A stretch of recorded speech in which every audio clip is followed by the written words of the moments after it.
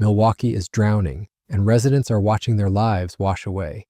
Record rainfall has turned Wisconsin's largest city into a disaster zone, forcing the cancellation of the Wisconsin State Fair and leaving thousands of families facing catastrophic losses. Ballpark, you can see the cars, look at that, stuck in those floodwaters. We're told rain was leaking through the roof-enclosed American Family Field roof, but the Brewers played on as scheduled even though nearby roads and parking lots were totally closed. Look at that. The heavy rain, by the way, forced the closure of the Wisconsin State Fair.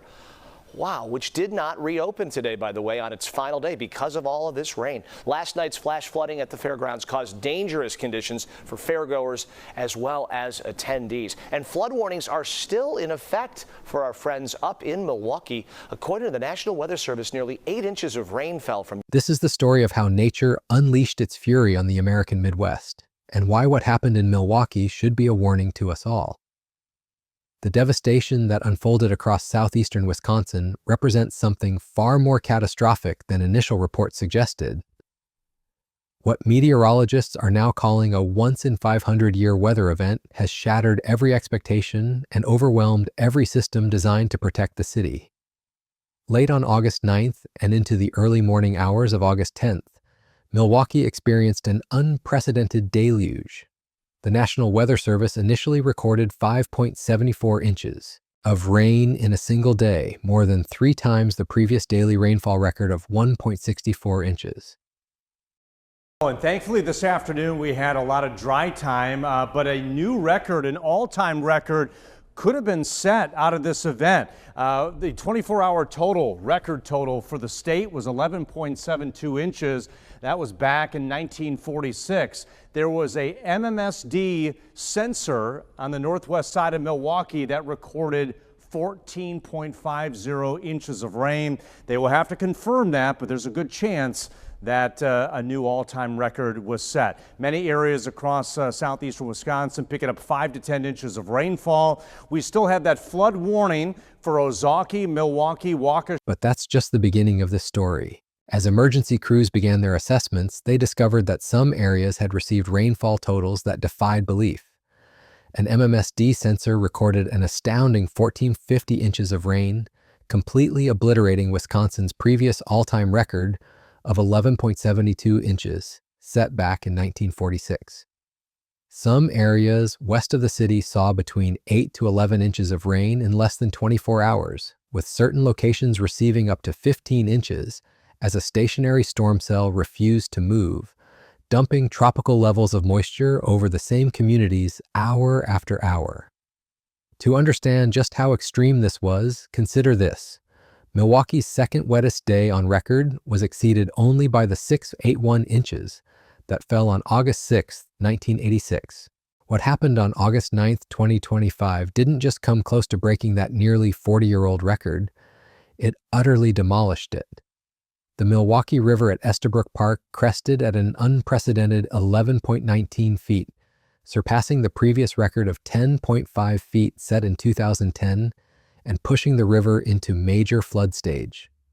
Streets transformed into raging rivers with water reaching halfway up vehicles, turning familiar intersections into dangerous rapids that swept away everything in their path. Last night, Milwaukee Fire Department has worked extremely hard.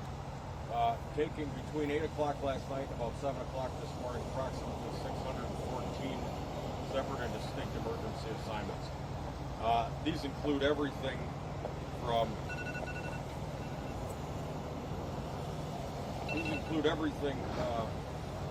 the electrical trouble caused by water working its way into electrical components to irregular run-of-the-mill emergency medical service runs, natural gas leaks from pilot lights being extinguished from floodwaters and or water getting into somebody's basement, wires down, trees on wires, transformers exploding,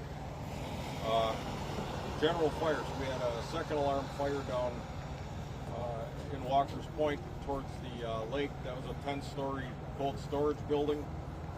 At the same time, we had another fire on Industrial Road. We had a number of other fires overnight. And just in that time, we had approximately 65 water rescue assignments for people such as the people that you're witnessing behind us here, who just are smarter than everybody else. We've been telling people over and over and over again, don't drive through the water. But they know better.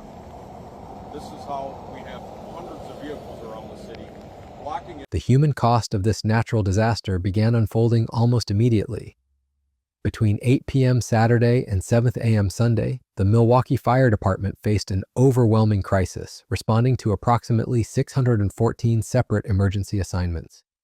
These weren't just typical calls, they included electrical troubles from WA, tear damage, gas leaks from extinguished pilot lights, exploding transformers lighting up the night sky, and multiple fires, including a second alarm fire at a 10-story building. Most critically, firefighters completed 65 water rescue assignments, pulling dozens of desperate people from vehicles as flood waters rose around them. Gregory Robinson, one of those rescued, described the terrifying moment when his car became trapped near Capitol and 31st Street. With water rapidly rising, he was forced to jump out of his car window and swim to safety, fighting against the current in what had been a city street just hours before. But the numbers only tell part of the story. The real impact is being felt in neighborhoods across Milwaukee, where families are waking up to find their entire lives underwater. Jacqueline Zeladon, who lives on the city's northwest side near Glendale, described the horror of watching 3 feet of floodwater pour into her basement after 2 a.m. 4 of her neighbors reported flooding up to their thighs. Everyone is waking up, and we're all experiencing the same thing. Basement flooding, she said. All is lost. Our furnace, water heater, deep freezer with food, CD collection, clothes, appliances, all that is downstairs is damaged. As she spoke about the devastation, she watched debris float down her street while manhole covers had popped off, and a lost dog wandered aimlessly, not knowing which way to walk. Water coming down, kids were playing in it like a splash pad. We have seen tons of flash flooding on cameras throughout the area. This is near 83rd and Greenfield, near the McDonald's in West Dallas. That's just south of State Fair Park. Looks like water halfway up some of the cars there as they try to drive through it. And on some more streets outside of State Fair, just being flooded there. Again, we are seeing this kind of flash flooding all over the place. And take a look at this. This is right outside American Family Field, just as tonight's Brewers game was ending, where more of the same. The road looks a lot more like a river. Let's check in now with Chief Meteorologist Tom Watson. Tom, we've seen a lot of rain. Actually, we're going to see what the flooding didn't just affect residential areas. It brought one of Wisconsin's most beloved annual traditions to an abrupt halt. The Wisconsin State Fair, held in West Dallas just outside Milwaukee, experienced chaos as the storms intensified. Children were seen playing in floodwaters like it was a splash pad, unaware of the danger, while fairgoers trudged through rising water trying to reach their vehicles. Fair officials had begun monitoring conditions with meteorologists at PM, making shelter announcements during thunderstorm warnings and delaying grandstand entrances due to lightning. They thought they had a 90-minute to 2-hour weather window to proceed with the main stage show, but the situation rapidly deteriorated when unexpected lightning appeared and torrential rain followed, with storms building upon storms, creating unprecedented rainfall. By 9 p.m., officials made the difficult decision to close the fair early on the evening of August 9th, and it remained closed for what would have been its final day on August 10th. This marked the abrupt end of an 11-day event that draws hundreds of thousands of visitors from across the Midwest. The Lynyrd Skynyrd concert was canceled, leaving thousands of fans disappointed and vendors facing massive losses. We are saddened we cannot deliver this final day of the Wisconsin State Fair, but know that this is the best decision with current conditions and the forecast ahead, organizers said in a statement. The ripple effects extended far beyond the fairgrounds. USA Triathlon was forced to cancel its sprint and paratriathlon national championships in Milwaukee, where thousands of athletes from across the country had traveled to compete. The event, which represents the pinnacle of the sport for many amateur and professional athletes, simply couldn't proceed safely with the flooding conditions. Even professional sports felt the impact. While the Milwaukee Brewers managed to play their scheduled game against the New York Mets at American Family Field on August 10th under the stadium's retractable roof, half of the venue's parking lots were inaccessible due to flooding, with cars reportedly floating in the floodwaters as the game ended. The team offered credits for future games to ticket holders who couldn't attend. The scope of the infrastructure damage is staggering. Nearly 47,000 customers of We Energies lost power in southeast Wisconsin, leaving entire neighborhoods in the dark as they dealt with flooding. Major highways became impassable. Interstate 43 at Hampton Avenue was closed. Highway 100 between Hampton and Silver Spring Drive was shut down. And Wisconsin 175 North, the Stadium Freeway, was blocked by floodwaters. City officials pleaded with residents to stay off the roads and out of their cars, warning that even knee-deep water in basements could be deadly due to electrical hazards, and that manholes with lifted lids posed invisible dangers that people could fall into. I am declaring a state of emergency all across Milwaukee County to empower our emergency management personnel to deploy more additional resources to activate our state and federal partners to assist us with our efforts right here on the ground within Milwaukee County and to help people be safe. And we want to do this as swiftly as possible. But in the meantime, we want to remind the public to please stay cautious, please stay informed, and refrain from traveling if you can. Make sure to call 911 if there is an emergency. But people can also call 211 to report any property damage such as flooding in your basements, collapsed walls, and lightning-related incidents as well. And so we know that people may see their basements flooded, but please take precaution. Wear rubber boots, wear rubber gloves. There are a lot of debris, a lot of hazards in the water that you may not know about, and we want people to be safe. And so as we navigate the aftermath of last night's severe flooding and storms, I am encouraging the public to stay indoors as much as possible and seek out emergency assistance if you absolutely need it. We've been working with the Red Cross, also standing up emergency shelters on the south side of Haller Park. And so if you want more information on how to stay safe at this time, that information is available at WEM. Milwaukee County Executive David Crowley declared a state of emergency as the full extent of the disaster became clear. This declaration empowered emergency management to deploy additional resources and activate state and federal partners to assist with recovery efforts. The county executive, who had been without power himself, emphasized that he understood the devastation residents were facing firsthand. There are thousands and thousands of people in Milwaukee that are dealing with the aftermath of the flooding that happened overnight, Milwaukee Mayor Cavalier Johnson said at a news conference Sunday. The mayor described this as the most significant flooding Milwaukee has seen in perhaps a decade or more, expressing empathy for residents dealing with basement flooding, power outages, damaged cars, and uprooted trees. Remarkably, no flood-related deaths were reported within the city, though officials emphasized that residents are facing major property damage. But it's also part of a larger, more ominous pattern affecting the central United States. The National Weather Service warned that repeated additional rounds of heavy rain were likely to produce instances of flash flooding from the Central Plains to the Midwest throughout August 10th. The meteorological explanation reveals why this storm was so devastating. A slow-moving, nearly stationary frontal boundary extending from the Central Plains to the Midwest became a focus for multiple rounds of severe thunderstorms and heavy rainfall. Periodic upper-level disturbances from the Central Rockies provided the dynamics for thunderstorm complexes to develop and strengthen.